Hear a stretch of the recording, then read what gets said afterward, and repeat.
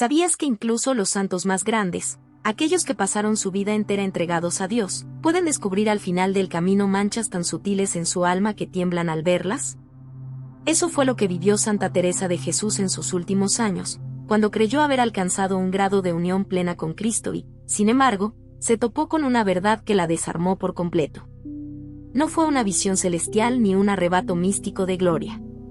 Fue algo mucho más perturbador, algo que la dejó temblando durante días, el hallazgo de pecados invisibles, disfrazados de virtudes, que habían contaminado durante décadas su relación con Dios sin que ella lo advirtiera.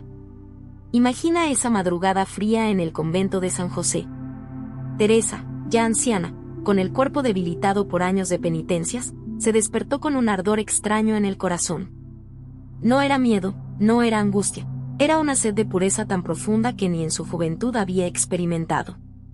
Se dirigió al Santísimo, se arrodilló en silencio y, de repente, sus ojos interiores comenzaron a ver con claridad dolorosa lo que antes no veía, pequeñas sombras escondidas en su alma, imperfecciones casi imperceptibles, que hasta ese momento habían pasado como devoción sincera. Ahora, escucha bien. Si una mujer como Teresa, doctora de la Iglesia, fundadora, mística y santa reconocida, pudo descubrir que dentro de ella había pecados escondidos, ¿qué nos dice esto a ti y a mí? ¿Estás seguro de que tu alma está realmente lista cada vez que te acercas a recibir la Eucaristía? ¿O quizá también llevas manchas invisibles, tan finas y tan disfrazadas, que no las reconoces como ofensas? Teresa comprendió aquella noche algo estremecedor: la preparación para la Eucaristía nunca termina. No basta con confesarse de los pecados evidentes, no basta con cumplir con los ritos externos. Hay un camino más profundo, un proceso continuo de purificación que exige una honestidad brutal con uno mismo. Porque existen pecados que solo aparecen cuando el alma alcanza un cierto grado de luz. Como si Dios, al ver que hemos avanzado un tramo, nos mostrara niveles más altos de pureza, niveles que antes ni siquiera sospechábamos. Déjame preguntarte, ¿cuántas veces has creído que lo hacías bien, que tu oración era sincera, que tu fe era madura, y en el fondo había algo de orgullo, de tibieza, de rutina disfrazada de piedad? La historia de Teresa nos pone un espejo frente al alma. Y no es un espejo cómodo, porque refleja sombras que no queremos aceptar. Esa madrugada, Teresa no pudo contener las lágrimas. Murmuró: Señor, ¿cómo he podido acercarme tantas veces a ti sin ver estas sombras en mi corazón? Y fue entonces cuando comenzó a recibir un conocimiento interior profundo, una lista de pecados tan sutiles y tan comunes que la mayoría de los fieles los comete sin darse cuenta. Ella descubrió que esos pecados invisibles contaminaban su comunión, porque la hacían presentarse ante Cristo no con pureza absoluta, sino con el amor manchado por el ego, por la costumbre o por el deseo secreto de consuelo propio. Piénsalo bien, ¿no anhelas también tú acercarte a la Eucaristía con una pureza cristalina, libre de toda sombra, de toda mancha escondida? ¿No deseas una fe viva, ardiente, que no se conforme con lo superficial? Teresa descubrió que ese anhelo es el verdadero inicio del camino de purificación. Y desde esa noche, nunca más comulgó igual. Cada preparación se volvió meticulosa, cada encuentro con Cristo fue una experiencia de purificación radical. Hoy, esa misma invitación llega hasta ti. Porque el descubrimiento de Teresa no fue solo para ella, fue un mensaje para todos los que desean unirse de verdad con Dios. La pregunta que se abre en este primer paso es clara y desafiante. ¿Estás dispuesto a mirar dentro de tu alma con la misma honestidad brutal que miró Teresa aquella madrugada? La mayoría de los cristianos piensa que la santidad es una meta que se alcanza un día, como quien llega a la cima de una montaña después de una larga caminata.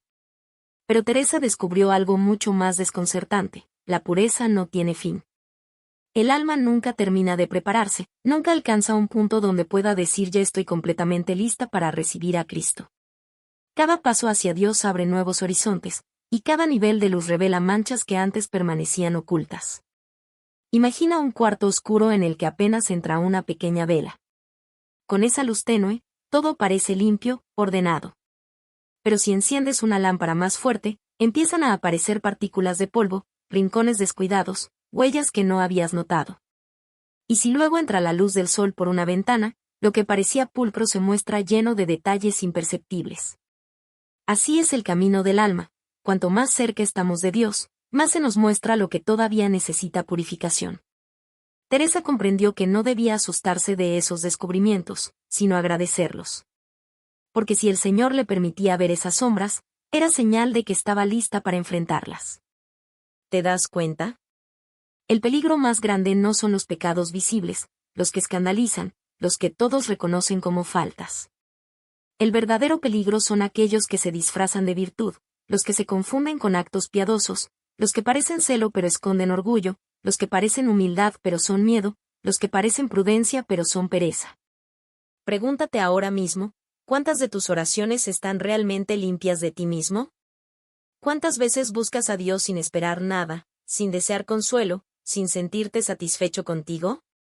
Teresa se dio cuenta de que, aun después de décadas de vida religiosa, en su interior todavía había restos de amor propio, deseos escondidos de ser vista como santa, apegos sutiles a su propia voluntad. Y eso la hizo llorar, porque entendió que la unión plena con Cristo exige una transparencia absoluta, un corazón sin dobleces. Pero aquí está lo hermoso, lejos de caer en la desesperación, Teresa descubrió que la verdadera pureza se alcanza precisamente en ese proceso infinito de entrega. El alma que reconoce sus sombras y no se justifica, el alma que se deja iluminar por la verdad de Dios aunque duela, esa es la que avanza hacia una comunión cada vez más real. ¿Lo notas?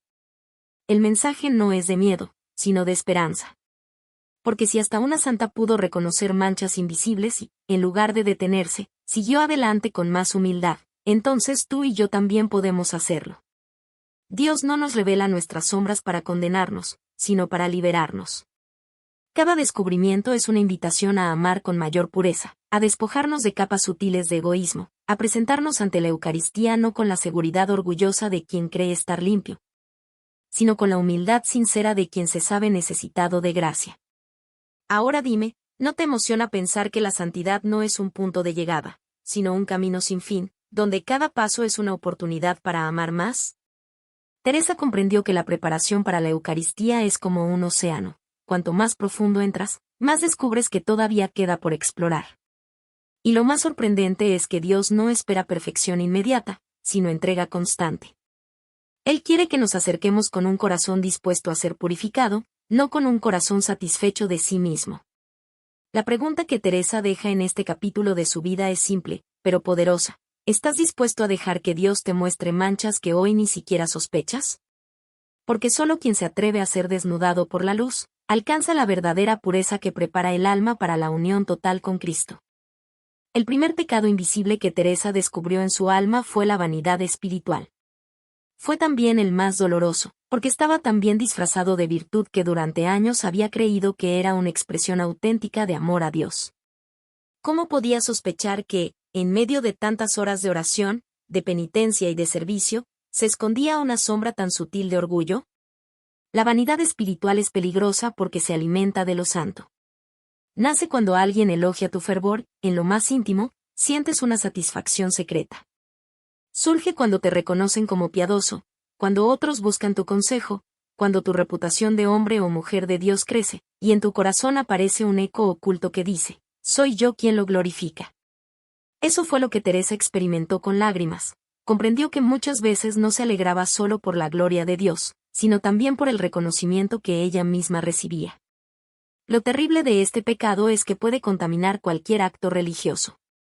Cuando rezas el rosario y piensas en lo devoto que te ves. Cuando ayunas y, en secreto, disfrutas sintiéndote más disciplinado que los demás. Cuando sirves a los pobres y, en lo profundo, te complaces en tu propia generosidad. El alma que carga esta mancha se acerca a la Eucaristía convencida de que está limpia, pero en realidad lleva consigo un orgullo oculto. Teresa confesó con dolor, Señor, yo creía que toda mi alegría era porque tu nombre era exaltado, pero había en mí un gozo secreto de ser yo el instrumento.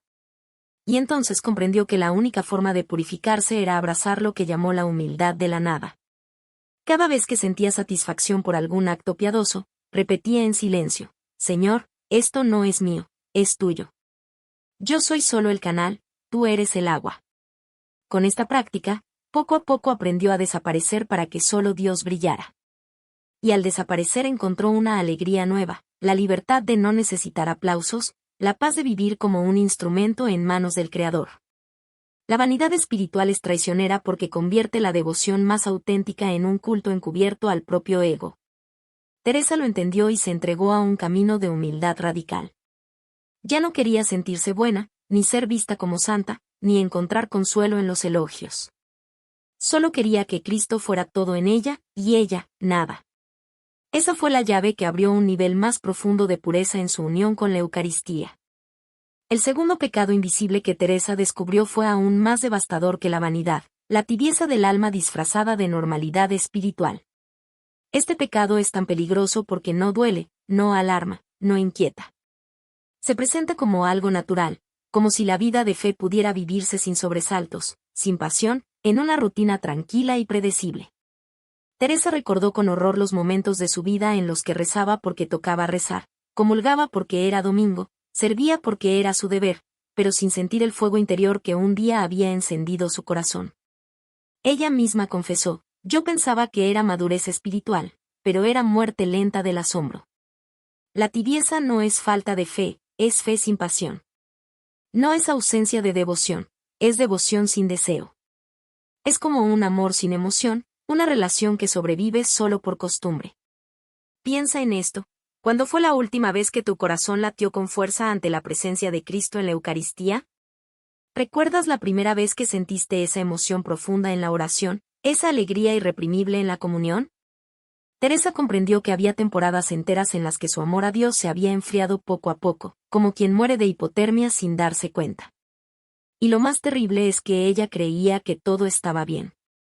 La tibieza, escribió, es más ofensiva para Cristo que los pecados escandalosos, porque al menos el pecador reconoce que está lejos de Dios. El alma tibia, en cambio, vive en la ilusión de que todo marcha correctamente, mientras su amor se apaga día tras día. Jesús mismo lo dijo, prefiero que seas frío o caliente, pero a los tibios los vomitaré de mi boca. Y Teresa comprendió en carne propia lo que esas palabras significaban.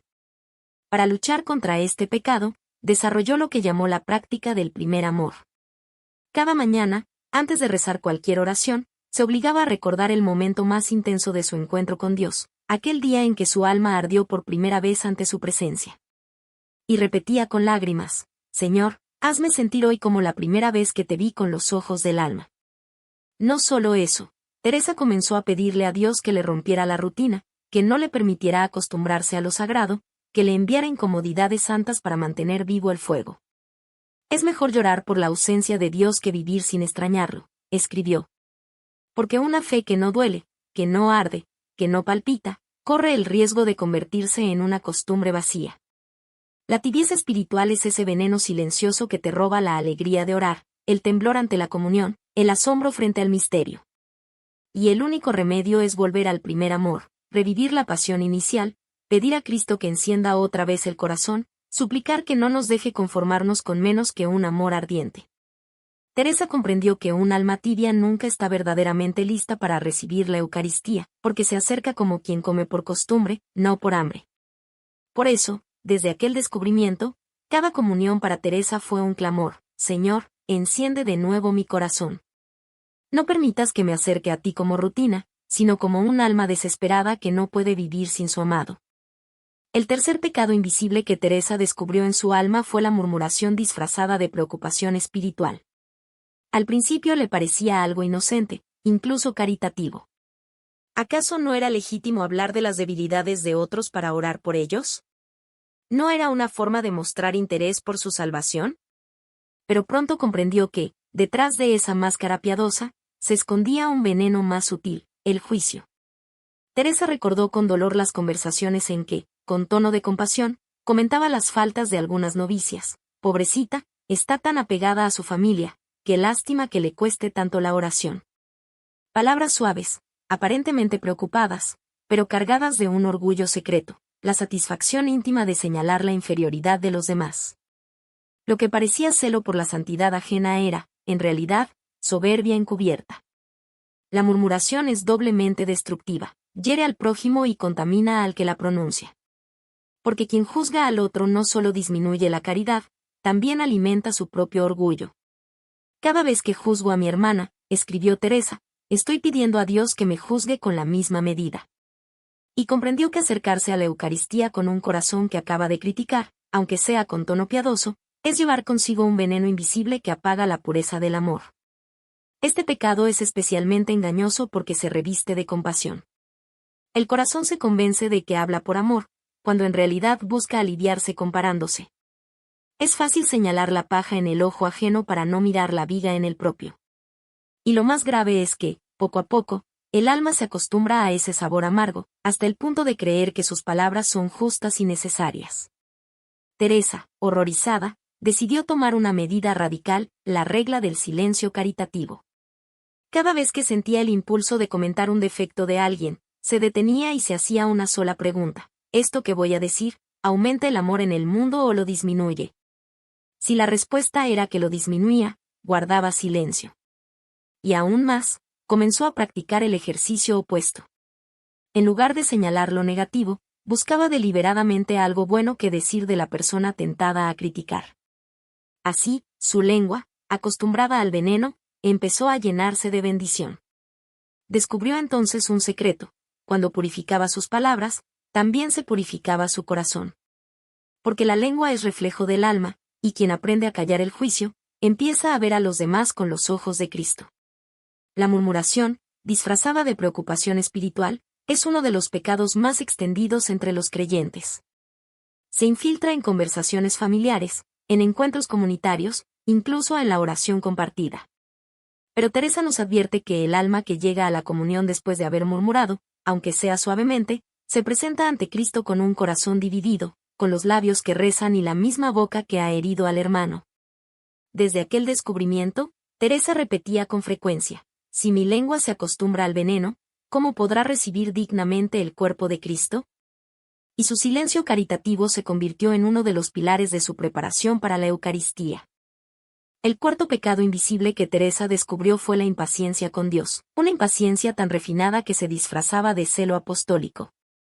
Durante años había pensado que ese ardor interior, esa urgencia con la que pedía, era señal de amor y fidelidad.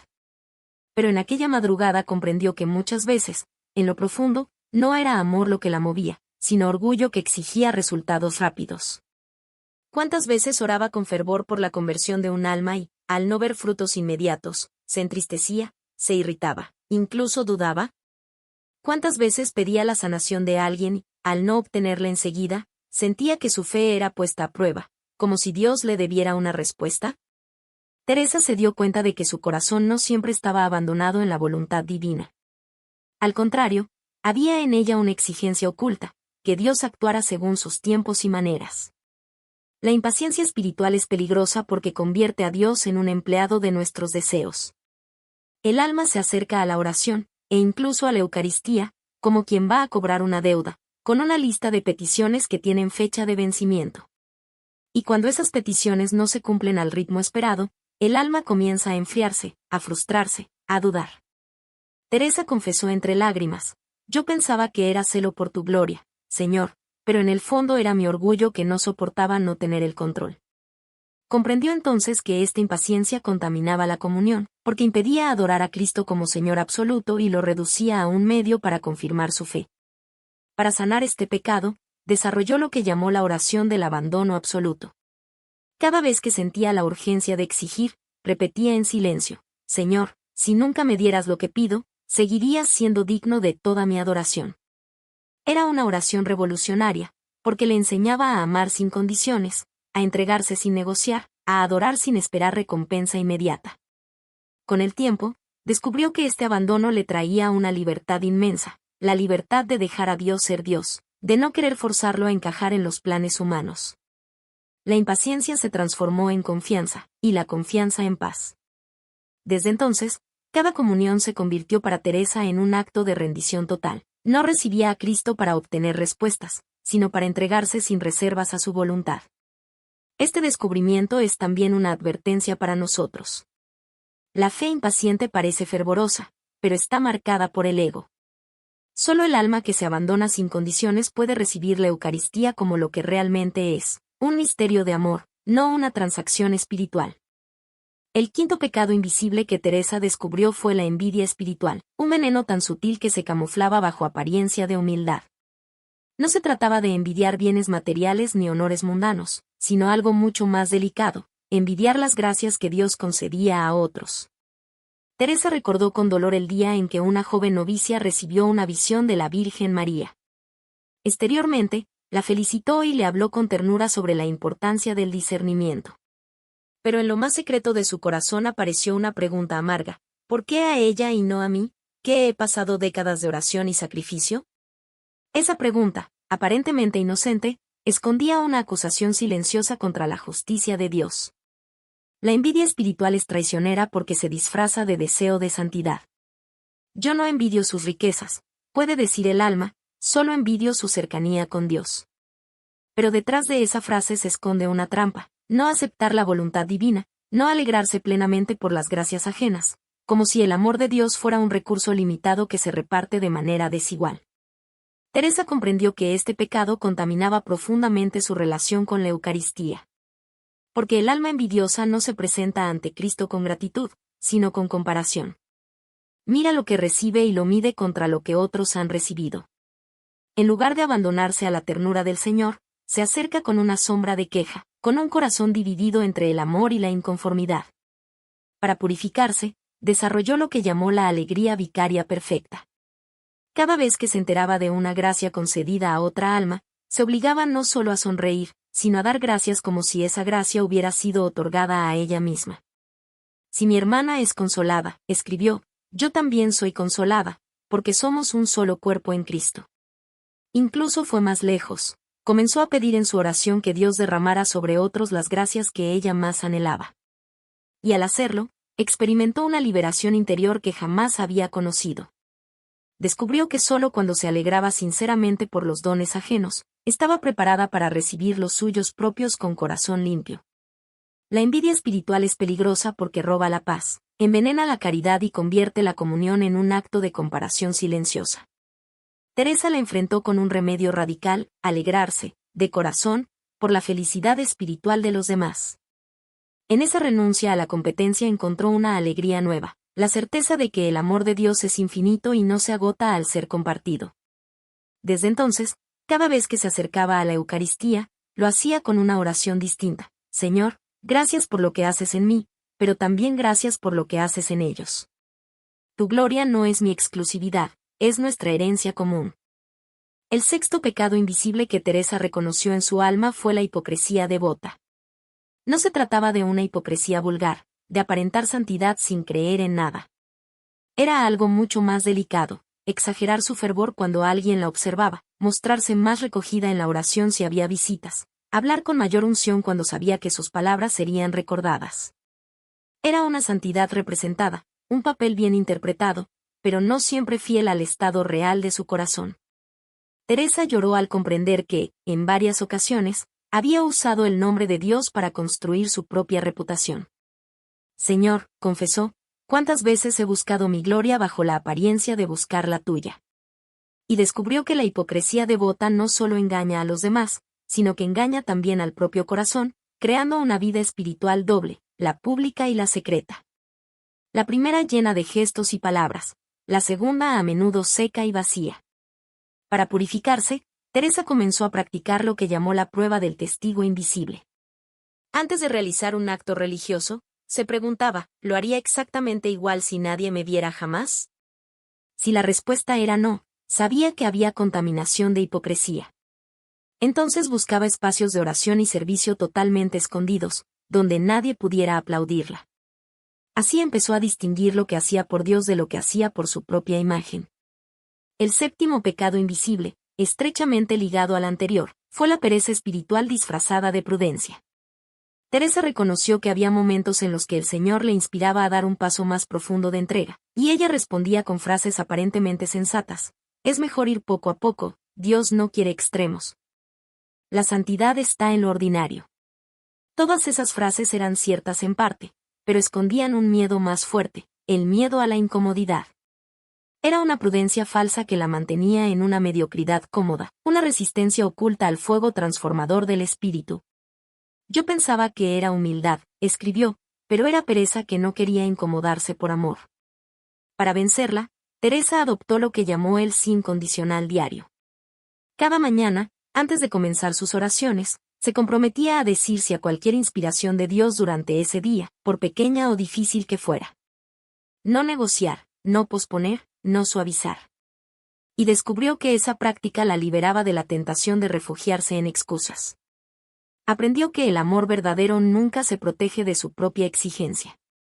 Hipocresía y pereza, dos pecados tan comunes y tan bien disfrazados, se revelaron a Teresa como obstáculos silenciosos que contaminaban su comunión. Desde entonces, cada vez que se acercaba a la Eucaristía, repetía en silencio: Señor, que no te adore para ser vista, que no te ame con medida, que mi fe no sea teatro ni comodidad, sino entrega verdadera. El octavo y el noveno pecados invisibles que Teresa descubrió estaban tan entrelazados que los llamó gemelos: el miedo que paraliza y la desesperanza que mata. Al recordarlos, comprendió que ambos habían sido durante mucho tiempo como cadenas invisibles que limitaban su entrega a Dios. El miedo susurraba: no puedes. Y la desesperanza añadía: no vale la pena intentarlo. Después de una caída, de una sequedad prolongada o de un fracaso, Teresa sentía la tentación de no volver a aspirar a lo más alto. ¿Para qué esforzarme tanto si siempre termino fallando?, se preguntaba. Y ese pensamiento, disfrazado de humildad, escondía en realidad una falta de confianza en la misericordia divina. La desesperanza es una blasfemia silenciosa contra el amor de Dios, porque niega que Él pueda levantar incluso de las caídas más hondas. Y el miedo es su cómplice, porque convence al alma de que es mejor no prometer nada, no comprometerse demasiado, quedarse en un nivel seguro para no defraudar al Señor. Pero lo que parece prudencia es, en realidad, incredulidad. Teresa escribió con lágrimas: Señor, mis miedos han limitado tu poder, mi desesperanza ha insultado tu amor. Descubrió que el alma que lleva estas cadenas se acerca a la Eucaristía con las manos abiertas, pero con el corazón cerrado. Recibe a Cristo como quien espera poco, como quien no se atreve a pedir demasiado. ¿Y cómo puede Cristo invadir plenamente un corazón que no cree en su capacidad de transformarlo? Para sanar, Teresa desarrolló lo que llamó la memoria de las misericordias. Cada vez que el miedo o la desesperanza intentaban dominarla, repasaba con detalle todas las veces que Dios la había levantado, todas las ocasiones en que había recibido gracias inmerecidas. Todas las veces en que el Señor la sorprendió con bondad. Y escribía: cuando mi memoria se llena de sus maravillas pasadas, mi corazón se llena de esperanza para el futuro. Además, contra el miedo cultivó una oración audaz: Señor, aunque me permitas caer 1000 veces, volveré 1001 vez a buscarte, porque tu misericordia es más grande que mis fracasos. Esa oración se convirtió en su escudo. La esperanza, poco a poco, reemplazó a la desesperación; la confianza, poco a poco, echó fuera el miedo. Pero aún quedaba un descubrimiento final: 3 raíces tan profundas que sostenían todos los demás pecados invisibles. Teresa comprendió que, mientras no fueran arrancadas, seguirían brotando nuevas sombras en su alma. Esas raíces eran el apego secreto a la propia voluntad, la resistencia sutil a la cruz y la búsqueda de consolaciones en lugar de buscar al Consolador.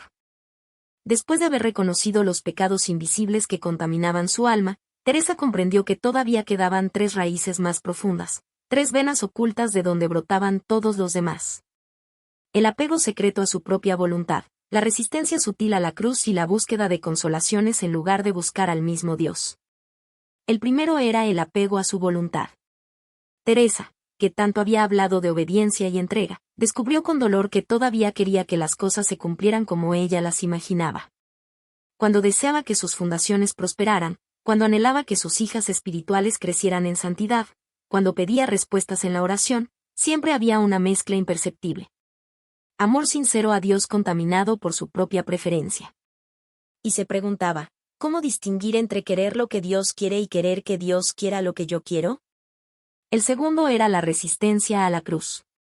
Teresa había rezado muchas veces pidiendo santidad, pero en el fondo esperaba que esa santidad fuera cómoda, sin sufrimiento excesivo, sin soledad amarga, sin incomprensión dolorosa. Yo quería ser mártir, confesó, pero solo si el martirio no dolía demasiado. Comprendió que el alma que busca la salvación sin cruz, en realidad busca un atajo que Cristo mismo nunca eligió. El tercero era el más refinado: buscar consolaciones espirituales en lugar de buscar al Consolador. Teresa reconoció que muchas veces se acercaba a la oración no por amor puro, sino por el gusto de sentir la paz, por el gozo de experimentar la presencia, por la dulzura de la unión. Y lloró al descubrir que había usado el amor de Dios como un refugio emocional, en vez de amarle incluso en la sequedad y en el silencio. Frente a estas raíces, Teresa decidió emprender lo que llamó la triple renuncia diaria. Cada mañana, antes de su primera oración, decía con firmeza: renuncio a mi voluntad, acepto la tuya aunque no la entienda. Renuncio a mi comodidad, acepto tu cruz aunque me duela. Renuncio a mis consolaciones, te busco a ti aunque no sienta nada. Y poco a poco, esta práctica transformó toda su vida espiritual. Desde entonces, su preparación para la Eucaristía alcanzó una pureza nueva. Ya no se acercaba con la seguridad de quien se siente buena, sino con la humildad de quien reconoce su fragilidad. Ya no buscaba consuelo en la comunión, sino la fuerza de amar en lo oculto. Y sobre todo, ya no negociaba con Dios, se entregaba por completo. Esa fue la lección final que Teresa dejó a sus hijas espirituales y que hoy llega hasta nosotros. La verdadera preparación para recibir a Cristo no termina nunca.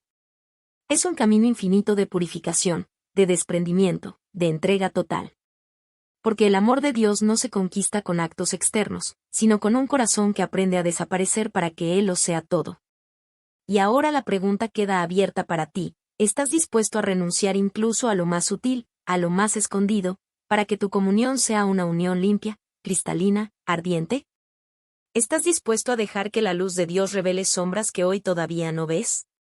Si estas palabras han tocado algo profundo en tu corazón, si sientes el deseo de caminar hacia una preparación más pura y radical para la Eucaristía, te invito a que no te quedes solo.